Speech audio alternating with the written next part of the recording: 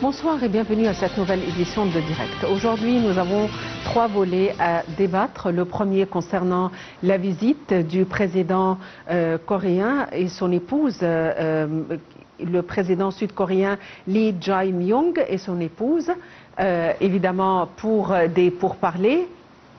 Et aussi, nous allons discuter des législatives 2025 et le vote des Égyptiens à l'étranger qui doit débuter demain, vendredi et samedi pour la deuxième phase. Et aujourd'hui, nous allons parler aussi de la mise en place de quelques particules concernant la centrale nucléaire d'El Dab'a et l'appel par visioconférence qui a eu lieu entre le chef de l'État, le président Abdel Fattah el-Sisi, et son homologue russe concernant Vladimir Poutine, concernant ces particules particulières concernant la nucléaire d'El Dab'a et tout précisément la cuve de pression et la structure de confinement du réacteur de la première unité nucléaire de la centrale d'El Dab'a. Commençons tout d'abord par la visite du président sud-coréen en Égypte et son épouse. Et les deux invités ont été reçus par le chef de l'État, le président Abdel Fattah el-Sisi, et son épouse, Madame Intisar el-Sisi, le président sud-coréen, Monsieur Lee Jae-myung. Et évidemment, les deux leaders ont discuté des relations bilatérales et des dossiers importants d'intérêt commun. Voyons les détails dans ce compte rendu.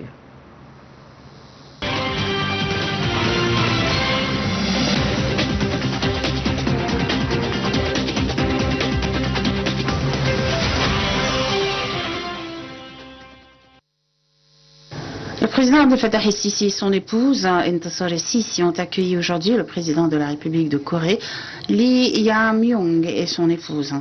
Selon le porte-parole de la présidence, la cérémonie officielle a compris l'inspection de la garde d'honneur, l'exécution des hymnes nationaux et une photo officielle, suivie d'un entretien en tête-à-tête, puis d'une session élargie entre les deux délégations. Le président el-Sisi a salué la visite du président coréen, sa première en Égypte depuis son entrée en fonction en juin 2025, qui coïncide avec le 30e anniversaire des relations diplomatiques entre les deux pays.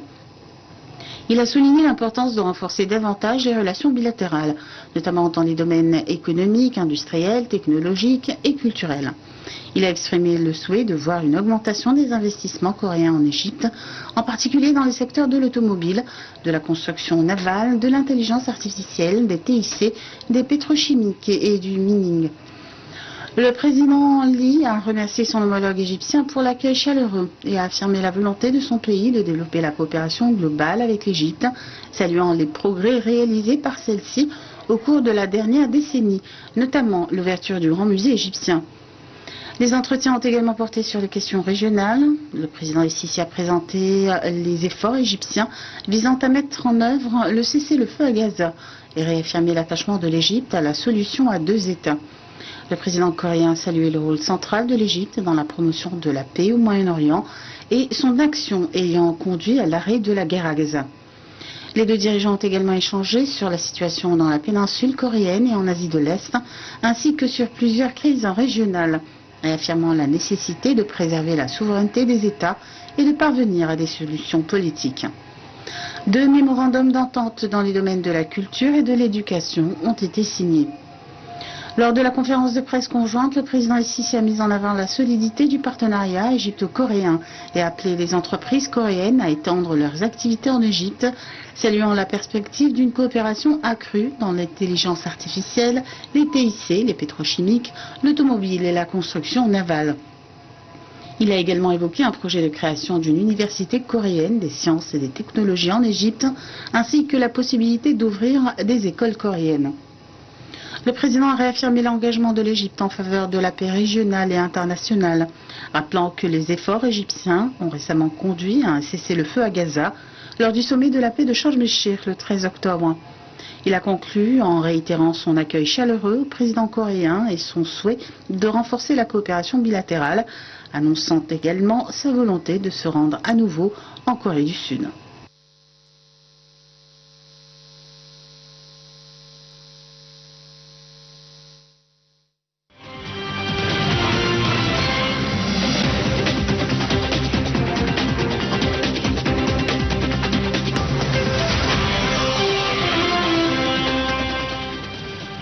nous donner plus d'éclaircissements, nous avons le plaisir d'avoir en ligne son Excellence, Monsieur l'ambassadeur Medhat El-Melighi, l'ancien adjoint du ministre des Affaires étrangères. Monsieur l'ambassadeur, bonsoir et bienvenue avec nous. Bonsoir, merci pour l'invitation. Monsieur l'ambassadeur, le chef de l'État a reçu son homologue sud-coréen pour des pourparlers. Quels sont les dossiers les plus importants ayant été abordés? Alors, je pense que la chose la plus importante, c'est de comment est-ce qu'on peut assurer des relations stratégiques, que ce soit économique et une entente politique entre les deux pays. En ce qui concerne les sujets, je peux parler d'une manière brève en ce qui concerne le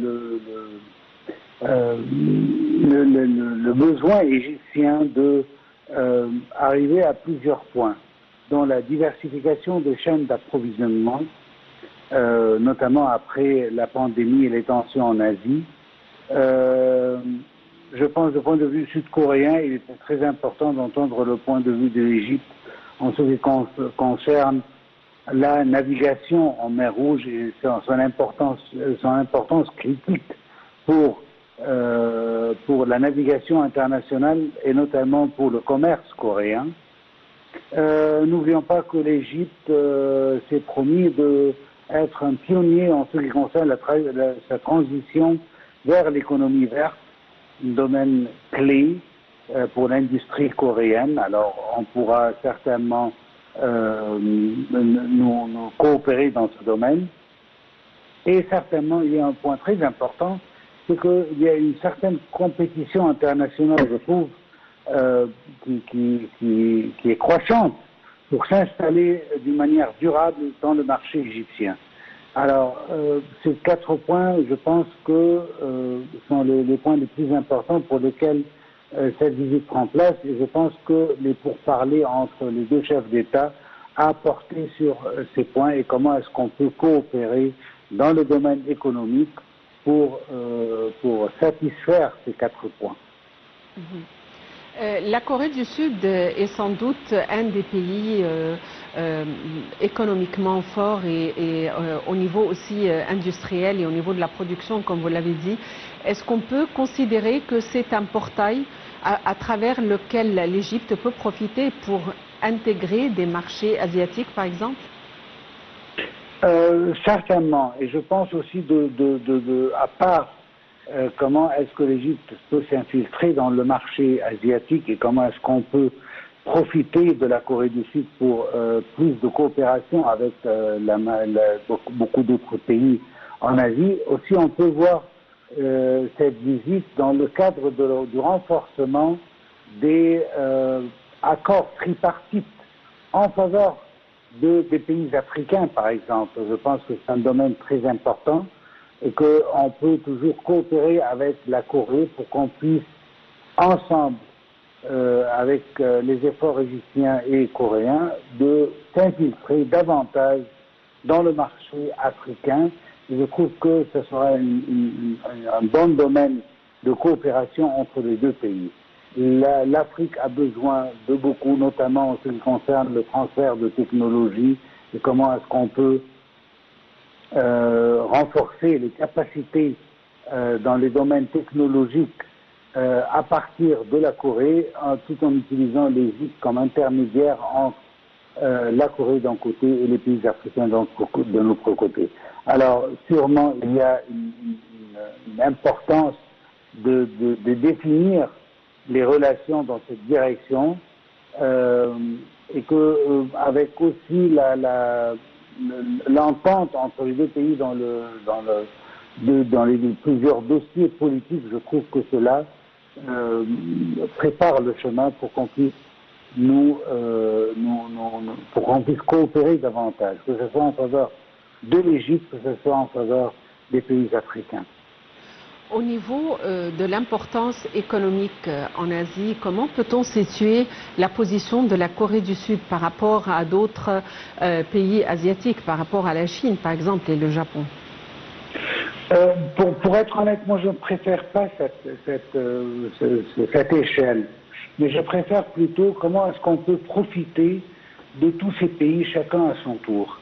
Que ce soit avec la Chine, que ce soit avec le Japon ou la Corée ou d'autres pays asiatiques. N'oublions pas qu'il y a d'autres pays qui sont assez forts, tels que l'Indonésie par exemple, ou autres, et la Malaisie. Alors je pense que chacun de ces pays a des points assez forts qu'on peut s'en servir d'une manière profitable pour les deux pays.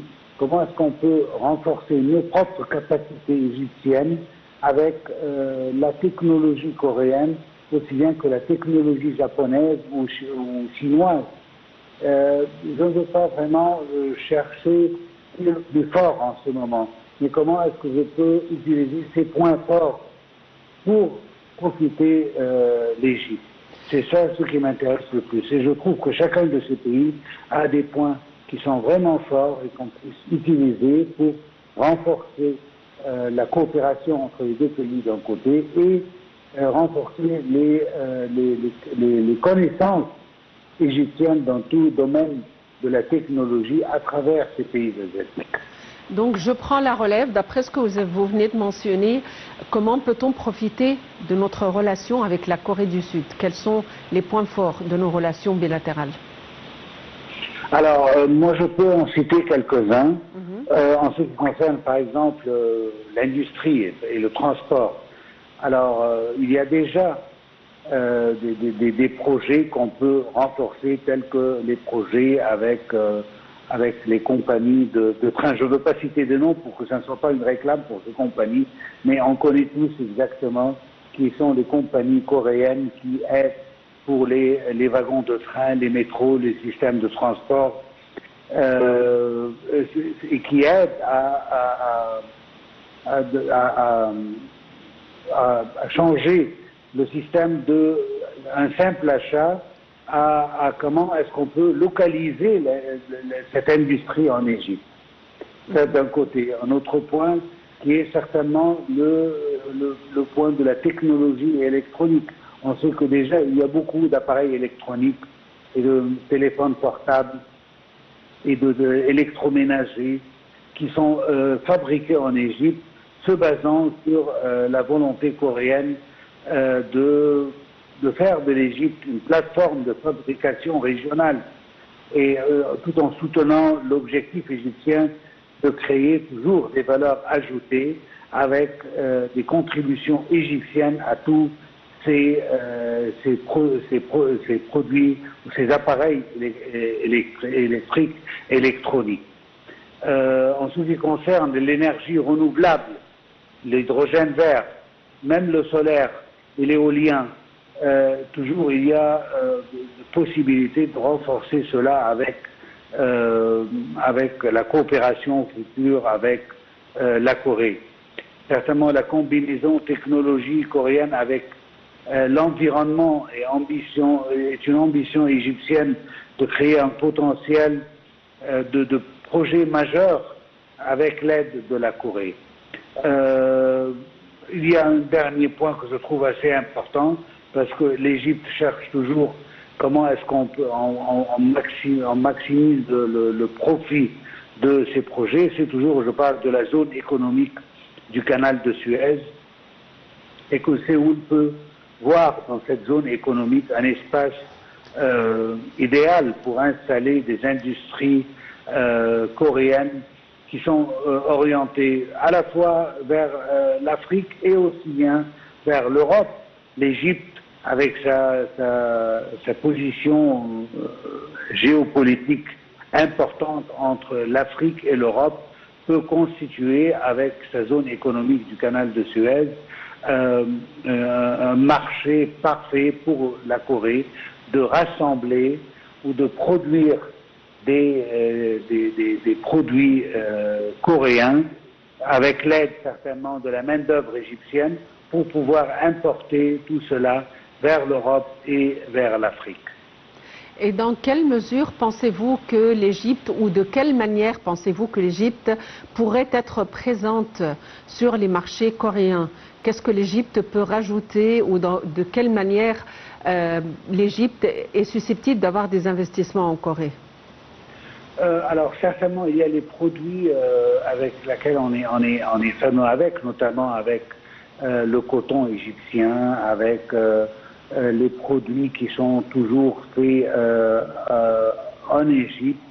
Je ne parle pas ici certainement de la technologie, mais je parle plutôt des produits dont l'Égypte peut donner, tels que les produits agricoles.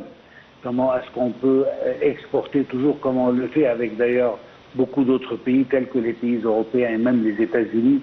Alors on peut toujours renforcer la coopération dans ces domaines, on peut toujours exporter les produits alimentaires égyptiens vers le marché coréen, et un marché susceptible avec beaucoup de nationalités qui vivent là-bas aussi à trouver ce qu'ils cherchent, notamment les Occidentaux qui vivent là-bas, et certainement avec les Coréens eux-mêmes qui vont apprécier sûrement, qui le font déjà, nos produits agricoles qui sont d'une très bonne qualité, qui est demandé toujours dans tous les pays du monde, notamment dans les pays asiatiques. Excellence, Monsieur l'ambassadeur Medhat El-Melighi, vous êtes l'ex-adjoint du ministre des Affaires étrangères. Merci d'avoir été avec nous aujourd'hui. Il faut dire que l'Égypte s'apprête pour la deuxième phase des élections législatives. Le vote à l'étranger va commencer demain, vendredi et samedi. Et donc, c'est le vote des Égyptiens se trouvant à l'étranger pour la deuxième phase de la Chambre des députés 2025. Et il faut dire que le scrutin se déroule sur 2 jours. Alors, voyons les détails dans ce compte rendu.